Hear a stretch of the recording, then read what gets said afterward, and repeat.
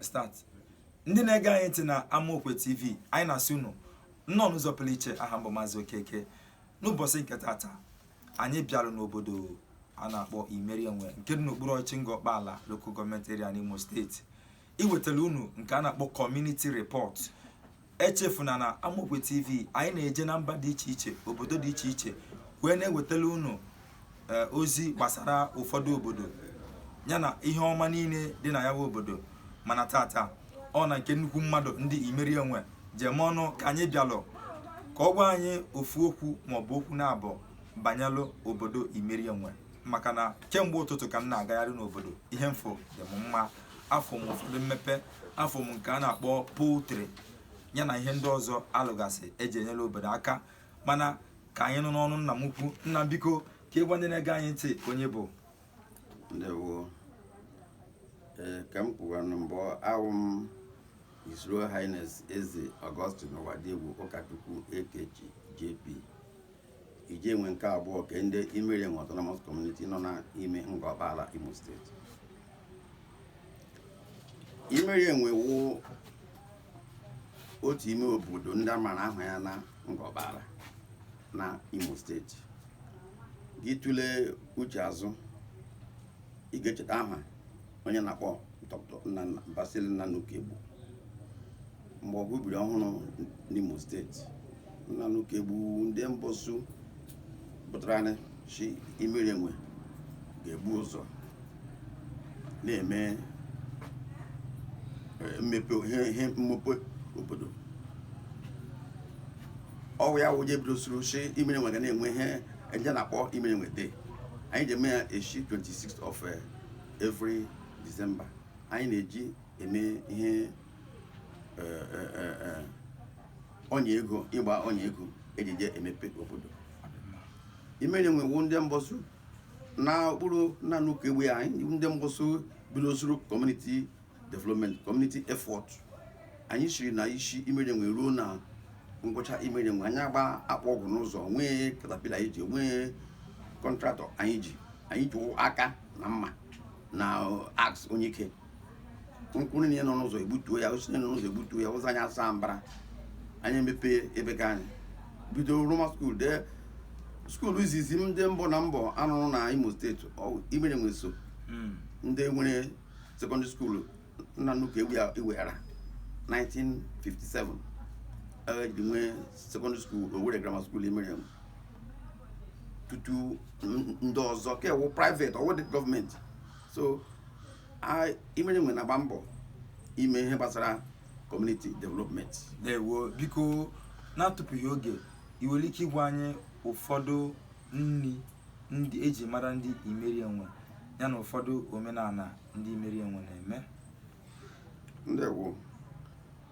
Ihe nri nọkwa ugbu a, ji nọbụ mbụ, mana anyị mụrụ ugbu a aji ala ndị gravụs kabakasị na aji na japụ jiri ọgụ japụ enweri eji japụ enweri eji. So ihe nugwu ugbu a japụ naanị aji anọzikwa. Ọkwa ụfọdụ ndị a na-akpọ eze eji ndị ga-adụ n'ubi ugbu a ga-ahụ ji ga-egbu ji. Mana nri nọta ebe kenyebe anyị ji eri wụ japụ ede ala akwala. Ọkwa nwa ole melekwa ebe ga-ahụkwa egbe egburu ede. Ya mere nri kacha ịdị ebe egbu japụ, ọwụ gị chọọ gị fụọ japụ ga kwụọ ya, yee ya, ya bụ gari. Gị chọkwanụ ga baa ya mmiri, ga baa ya baa, ayọọ ya, ya wakpụ japụ.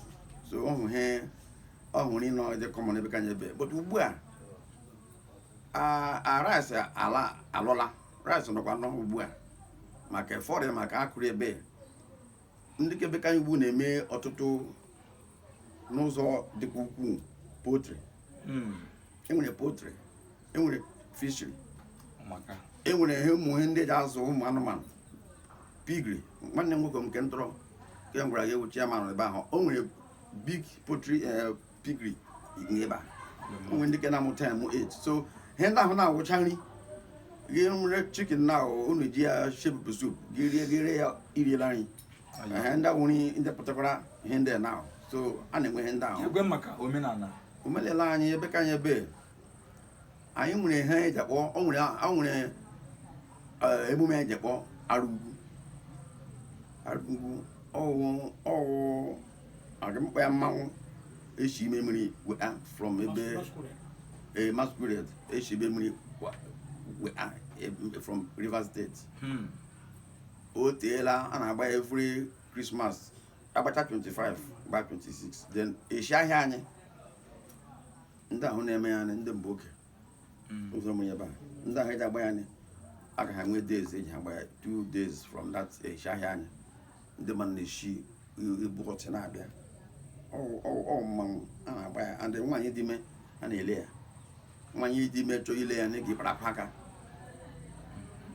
ya be ma bịa nọ ga-eluo ya akwa ahụ ka ọ hapụ imerụ ahụ adị mara na Imerienwe agakọmakọrọ gị akụkọ ka ebeta aga m nye gị nwa akụkọ were ihe mere jakpọ anyị Imerienwe anyị jilere ile enwe ọkwa omenala anyị anyị na-eri enwe onye ọbụla ọ gbodigo nwaanyị alụrụ alụ ebe ọzọ ọ ga-eri enwe ebe ahụ nọ ndị be anyị nakwa eri enwe ọ ga-eri enwe ọrịnwụ enwe o nwere ihe o mere nwa nwoke na nwunye ya jiri ọrụ nwa ha ogwede ha ji ama ya na-arụ ọrụ na-eje ururu abịa ururu ma ya ururu ya bịa gbagide nwa ahụ enwe ndị abịa nga jiri nwaanyị a kpọrọ ya elu ojiji na-ejizi aka ha niile gbakọ 4-5 of them na-akpụta ya ururu ahụ so mgbe ndị mụrụ nwa ya ji nụ akwa nwa ahụ ha gbara bịa hụ ga-enwepụ ya n'elu ha chọchi ihe ilu enwe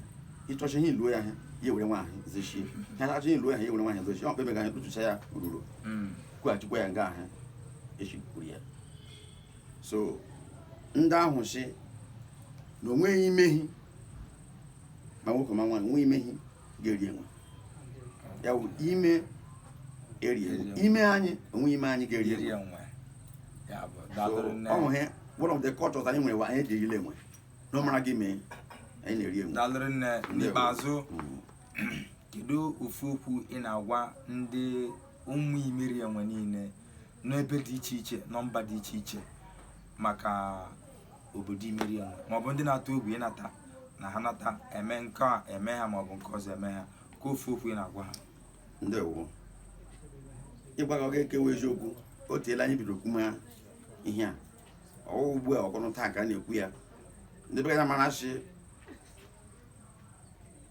enwere insecurity or not in Imo State Imerienwe enweghị anyị nọ anyị na-move freely ebe ka anyị ebe anyị enweghị such problems of insecurity anyị enweghị ebe a na-alọta gị ga actually bịa 26 ụmụ anyị nọ America alụcha ndị nọ Abuja they all came and anaghị agagharị freely so ọ na-ha bịa ndị be ka anyị gwara agbalị na-eweta mmepe obodo na ụlọ ịgba ego ihe nweta na-eme ụbịa ụlọ ebe gụta ma amaghị na agaghị abịa ụlọ kwa afọ so ndị be ka anyị na-agbalị a na-agbalị anyị mekwa emume nke anaghị abịacha ndewo nna ndewo ebe ọ bụla isi ga amụ ntị n'ụwa niile anyị adịgo n'isi njedebe echefukwa na ị na-akwado Amaokwe Community TV maka na anyị bụ ọkaibe na iwetara unu ozi community report ịgwa unu ihe na-eme n'obodo dị iche iche na mba dị iche iche